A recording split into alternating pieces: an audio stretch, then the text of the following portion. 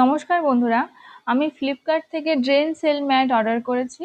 সেটাই আপনাদেরকে আনবক্সিং করে দেখাচ্ছি। যেহেতু এখন মনসুন চলছে, তাই অতিরিক্ত বৃষ্টির জন্য আমার যেসব অ্যাডেনিয়ামগুলো আমি গামলাতে বা গ্রো ব্যাগে রেখে দিয়েছি, সেগুলোর তলাতে জল জমছে। বিশেষ করে এই বর্ষাকালেই অ্যাডেনিয়াম গাছের গোড়ায় বা টবের তলায় জল জমে জমে রুট রট হয়। তো এই রুট রট এড়ানোর জন্যই আমি এই জিনিসটা অর্ডার করেছি। এটা আমি ফ্লিপকার্ট থেকে কিনেছি, আপনারা অ্যামাজনেও পেতে পারেন। এখানে 6 পিস ম্যাট রয়েছে, দাম পড়েছে 550 টাকা। টবের তলায় এই ম্যাটগুলো রাখলে তাহলে অতিরিক্ত জল আর জমতে পারবে না। দেখুন, আমি একটা ম্যাট আপনাদেরকে তুলে দেখাচ্ছি। এখানে কতগুলো গ্রুভ রয়েছে। তো এই ধারে ধারে যে গ্রুভগুলো, এর সঙ্গে আরেকটা খুব ইজিলি অ্যাটাচড হয়ে যাবে। আমি এবারে এই 6খানা ম্যাট আপনাদেরকে অ্যারেঞ্জ করে দেখাবো।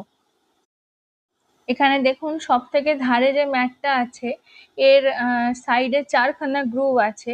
তো প্রত্যেকটার পাশে পাশে এইরকম গ্রুভ আছে, যাতে একটার সঙ্গে আরেকটা খুব ইজিলি অ্যাটাচড হয়ে যায়। দুটো অ্যাটাচ করে ফেলেছি।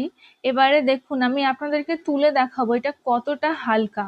বর্ষাকালে অ্যাডেনিয়াম গাছে রুট রট হওয়া, পাতা হলুদ হয়ে যাওয়া, ফাঙ্গাস ধরা, এগুলো খুবই কমন একটা ব্যাপার। তো এই সমস্যাগুলোর হাত থেকে বাঁচার জন্য এই ড্রেন সেল ম্যাট অত্যন্ত উপকারী একটা জিনিস। আমার এই অ্যারাবিকাম গাছগুলো দেখুন, এখনো পর্যন্ত এগুলো ঠিকঠাকই আছে। পাতা দেখুন সবকটাই সবুজ প্রায়, তবে একটা গাছের পাতা হলুদ হয়ে গেছে। প্রত্যেকটা গাছ এখানে দেখুন আমি গ্রো ব্যাগে বসিয়ে রেখেছি, এবং গ্রো ব্যাগের তলায় দেখুন কিরকম জল জমে আছে।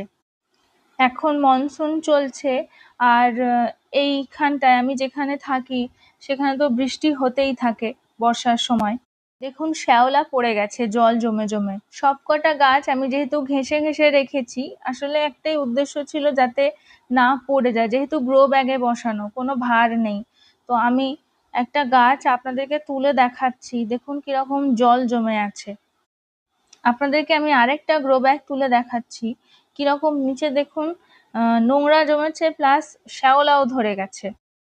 আমি এইবারে একটা একটা করে এখান থেকে গাছ তুলে অন্য জায়গায় রাখবো, তারপরে এই পুরো জায়গাটা জল দিয়ে ধোবো। প্রায় 2 মাস আগে আমি এই অ্যারাবিকাম গাছগুলো রিপোর্ট করেছিলাম। তো তারপর থেকে এগুলো এরকম খোলা ছাদেই আমি রেখে দিয়েছি। এর মধ্যেই মনসুন এসেছে, কিন্তু আমার এই অ্যারাবিকামগুলোর কোনো ক্ষতি হয়নি। কিন্তু কদিন ধরে খুব বৃষ্টি হচ্ছে বলে আমি খুব চিন্তায় ছিলাম গাছগুলোকে নিয়ে। তো এইবারে আমি ড্রেন সেল ম্যাটগুলো এখানে একটা একটা করে বসাবো। দেখুন, জল জমে জমে কিরকম শ্যাওলা ধরে গেছে। এগুলো কিন্তু অ্যাডেনিয়ামের জন্য খুবই ডেঞ্জারাস। দেখুন, আমার সবকটা ড্রেন সেল ম্যাটই অ্যারেঞ্জ করা হয়ে গেছে। এখানে খুব বড় বড় কয়েকটা অ্যারাবিকাম রেখেছি, কারণ এখানে অনেকটা স্পেস ছিল। আমি ভেবেছিলাম আমার ছোট ছোট অ্যারাবিকামগুলোই শুধুমাত্র রাখবো, কিন্তু দেখলাম আরো অনেকটা স্পেস ফাঁকা আছে, সেজন্য কয়েকটা বড় বড় অ্যারাবিকাম আমি এখানে রেখে দিয়েছি। তো এইবারে খুব ভালো লাগছে দেখতে।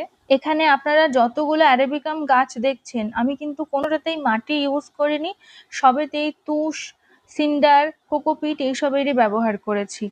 আমি যেহেতু সয়েললেস মিডিয়াতে অ্যাডেনিয়াম গাছ বসাই, সেজন্য বর্ষাকালে খুব একটা আমার রুট রট হয় না। তো এইবারে যেহেতু গ্রো ব্যাগে এগুলো বসিয়েছি, এর তলাতে জল জমছিল বলে একটু আমার চিন্তা ছিল, সেই জন্যই আমি এই ম্যাটগুলো কিনলাম। আপনারা যদি জানতে চান অ্যাডেনিয়াম গাছের জন্য কিভাবে সয়েললেস মিডিয়া তৈরি করতে হয়, তার ভিডিও আমি অলরেডি আপলোড করেছি। সেই ভিডিও আপনি আই বাটনে ক্লিক করলেও পেয়ে যাবেন, আর ডেসক্রিপশন বক্সেও আমি ভিডিওটার লিংক দিয়ে দেবো। সবকটা অ্যারাবিকাম গাছ এভাবে অ্যারেঞ্জ করার পর দেখুন কি সুন্দর দেখতে লাগছে। আমি আপনাদেরকে দূর থেকে দেখাচ্ছি। আমার আরো কয়েকটা গাছ গামলাতে আর গ্রো ব্যাগে বসানো আছে, তো সেগুলোর জন্য আমি আরো কয়েকটা ড্রেন সেল ম্যাট অর্ডার করব। এবার আপনাদেরকে একটা টব দেখাচ্ছি। এই যে লাল টবটা দেখুন, এর তলায় অনেকখানি স্পেস আছে, সেজন্য জল দাঁড়াতে পারে না, বেরিয়ে যায় সহজে।